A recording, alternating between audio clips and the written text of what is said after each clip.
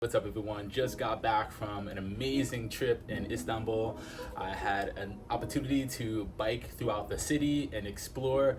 Istanbul is an amazing city, an interesting city where east meets west, and it's an amazing culture. So much history that I can't even all unpack in this video. But today, I wanted to talk to you about the 3 reasons why I wouldn't recommend cycling in the city of Istanbul, and we'll just jump into the video. I have some footage for you to check out and my top reasons why. So let's get into it. The first reason why I wouldn't recommend cycling in Istanbul is because there are no bike lanes. First off, the city isn't really retrofitted with bike lanes, and I didn't see many cyclists when I was riding throughout the city. I was staying on the European side and was trying to ride over to the Asia side, but in doing so, I just realized that it was really unsafe. There are really tight streets and cars and scooters and just people all over the place and just not really paying attention to their direction of traffic. Being from and born and raised in New York City, I found a lot of similarities, but at the same time, New York at least does have bicycle lanes, whereas Istanbul just doesn't have the infrastructure. It's a very old city, and so I can see like the urban planning might be a little bit tough to integrate bike lanes into the city. But just keep in mind, if you plan on riding out there, it's dangerous. It's really dangerous. When I was out there, I was like alert, looking left and right, front, back, at every second of my ride. So just keep in mind, I highly wouldn't recommend biking out there.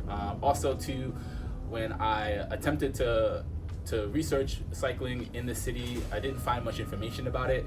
I reached out to local bike shops to see if they did a lot of bike rentals and things like that, before I decided if I wanted to bring my bike. And I got a lot of emails back from bike shops saying that they don't do bike rentals, and that told me that maybe it's just not a thing that people do. So if you do plan on biking out there, I would recommend bringing your own bike, or you can rent at a bike shop that I rented from, which I'll leave in the description below. Reason number 2 why I would not recommend biking in Istanbul is the traffic. It is insane. There are scooters, there are motorists, trucks, you name it. People just, converging in different directions, and no one seems to be really paying attention, and it is super dangerous, and I can see why there aren't many cyclists in the city. I found that the direction of traffic is a bit out of hand, and there's really I feel like every street was a one-way or a two-way. It's just like very dangerous. Like I would go up a street where the traffic would be in the direction that I'm traveling in, and then a motor scooter just like coming right down the block in the direction where they're not supposed to. So just got to keep that in mind if you do plan on riding out there too. People on scooters are just going. They're not really stopping. The cars are just going. They're not really stopping. There are also trams out there, so you have to be careful with that as well. So it's just the people are just going in all different directions as well. So it's just a lot of congestion. And again, being from New York City, it is a place that's highly congested as well. If you're from a major city in the US like I am, you might be used to that. And yes, I was. I feel like I consider New York City like riding and surfing with the sharks, if you will. But Istanbul was a little bit different. It kind of reminded me of Vietnam when I went to go travel in Hanoi, and that's a highly scooter city, and it was very similar in that there were many scooters as well, but being that the streets are so tight and all cobblestone in many areas of the city, it just made it much more difficult to be able to navigate and just get around. So that's one of the reasons why I would be a little concerned about riding my bike in Istanbul. The third reason why I would not recommend biking in Istanbul is the hills. There are some pretty big grades at just about almost every turn in the city, at least where I was riding.